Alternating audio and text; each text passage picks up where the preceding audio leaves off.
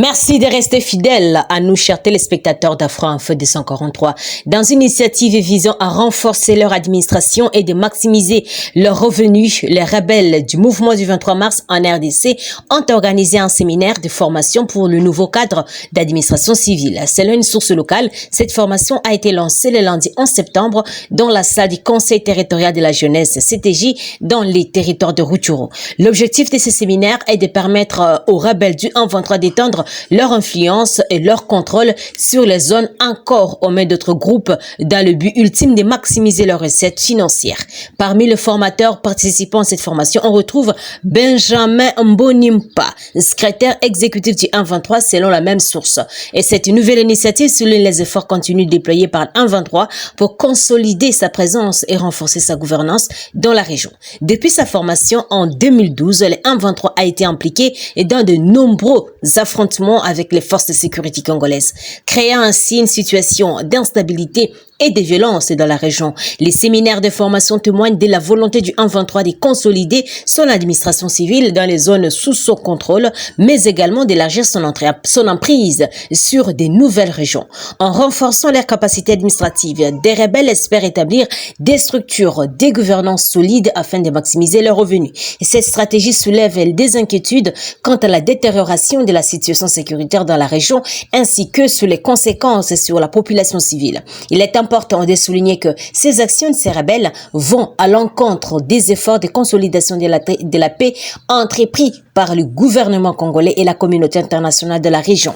Des tentatives de dialogue, mais aussi des réconciliations ont été mises en place pour résoudre les différends et trouver des solutions pacifiques afin d'assurer la stabilité dans la région du Kivu, marquée par des années de conflits. Il reste à voir quelles seront les répercussions de cette initiative sur la situation globale dans la région du Kivu.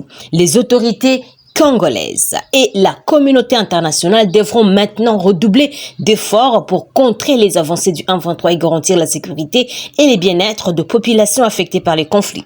La stabilité et la paix dans la région du Kivu restent les défis majeurs pour la RDC et les mesures concertées sont nécessaires pour faire face à ces défis. Il est essentiel de soutenir les initiatives de paix et de réconciliation tout en condamnant les actions des groupes rebelles qui cherchent à perturber les processus de consolidation de la paix dans la région, note Libre Grand Lac. Depuis plusieurs mois maintenant, la route nationale numéro 2, reliant les grands et les petits nord du Nord Kivu, demeure fermée sur ordre du gouvernement militaire dans cette entité provinciale suite à l'agression des rebelles du 1-23 soutenus par le Rwanda. Pour accéder à la ville de Goma, les chefs-lieux de la province et les usagers se trouvent dans l'obligation de traverser les tronçons routiers Goma-Sake, Kichanga, Kanyabayonga. Pourtant, un long trajet et un délabrement très avancé. En cette période pluvieuse, ces derniers arrivent même à faire 5 à 7 jours sur ce tronçon routier. De Goma à Kichanga, les rebelles du 1-23 RDF ont également payé entre 300 et 700 dollars américains par camion. C'est dans ce sens que les usagers de cette route, en collaboration avec la notabilité de Rutshuru, sollicitent la réouverture de la RN2 Goma-Rutshuru-Kanyabayonga pour leur permettre un transport rapide de biens et de marchandises. Et ces derniers ont également plaidé pour le rétablissement de la paix dans la région pour leur permettre de vaquer librement à leur occupation. Le vice-premier ministre de la Défense en RDC devra s'expliquer dès cette rentrée parlementaire sur l'insécurité endémique dans l'est du pays. L'initiative est du député Ezekiel Kambale, élu de Mambasa de la province de l'Ituri. À travers ce moyen parlementaire, cet élu veut obtenir de Jean-Pierre Bemba des réponses à une série de questions en rapport avec l'insécurité grandissante dans au moins 2 chefferies de Mambasa et œuvre des rebelles ougandais, des ADF, forces démocratiques et alliées. Passant en revue l'état sécuritaire et les bilans des attaques de ces rebelles, le député Ezekiel Kambale, alias Zalanabaz, voudrait également que M. Mbemba s'explique sur les mémorandums de la société civile de Mambasa qui accuse la 31e brigade de l'armée de s'occuper plus de l'exploitation minière et des autres activités économiques que de ses missions régaliennes. Enfin, le député national voudrait en savoir plus sur les mesures mises en place par les autorités sécuritaires pour empêcher que les ADF ne viennent s'installer au sein de la réserve de Fona Okapi RFO. Et sur cette question, le député craint que ces rebelles, une fois installés dans ces sites du patrimoine mondial, n'exploitent les ressources et de pérenniser ainsi leur activisme criminel. La Lucia annonce une marche pour exiger le départ du maire de la ville et appelle à une journée ville morte ce jeudi. Les députés et sénateurs de la République démocratique du Congo renouent avec leur activité ce vendredi 15 septembre. Une rentrée qui intervient dans un contexte électoral marqué notamment par le début des dépôts des dossiers des candidatures à l'élection présidentielle.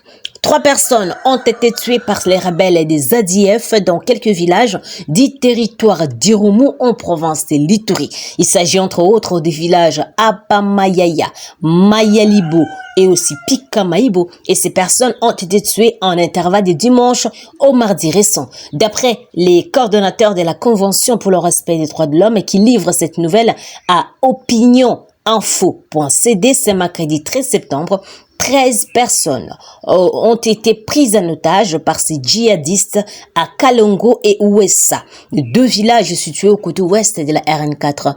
Christophe Mounadero ajoute également qu'une moto a été incendiée par ces terroristes lorsqu'ils traversaient la rivière Ituri en provenance du territoire de Mambasa.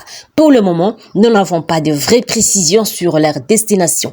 Actuellement, nous venons répertorier environ plusieurs bastions des ADF très actifs construits à l'ouest de la RN4 en regroupement Banda Vilemba dans la chefferie des Walese Vonkutu. Il s'agit notamment des Kenenzi, des Nambese, des Wanasura, des Apakolu, des Masenze, des Madina, des Boutani et Kasoko, a-t-il précisé. Par ailleurs, ces défenseurs des droits humains demandent aux autorités militaires d'identifier les offensives contre ces terroristes afin que la paix soit totalement rétablie et enfin de compte faciliter le retour de déplacés dans leur milieu d'origine. Vente illicite des espèces protégées en République démocratique du Congo. Cité dans la liste des personnes sanctionnées par les départements d'État américains, le directeur de l'organe CITES, Augustin Ngumbi, a été suspendu préventivement pour faute lourde par les DG de l'ICCN, République démocratique du Congo, Yves Mila Ngangai, note mediacongo.net. Chers téléspectateurs d'Afro-Info de 143, c'est par ici que nous terminons notre émission. Merci à vous de nous avoir suivis jusqu'à la fin. N'oubliez pas de vous abonner, d'aimer la page et de nous laisser un commentaire, mais aussi activer votre pouce bleu pour nous permettre de toucher sur les informations et à vous de rester fidèles, de rester connectés, informés à temps réel. Je suis Santi Chisenga, présentement dans la province de la Tchopo, pour Afro-Info de 143. Au revoir.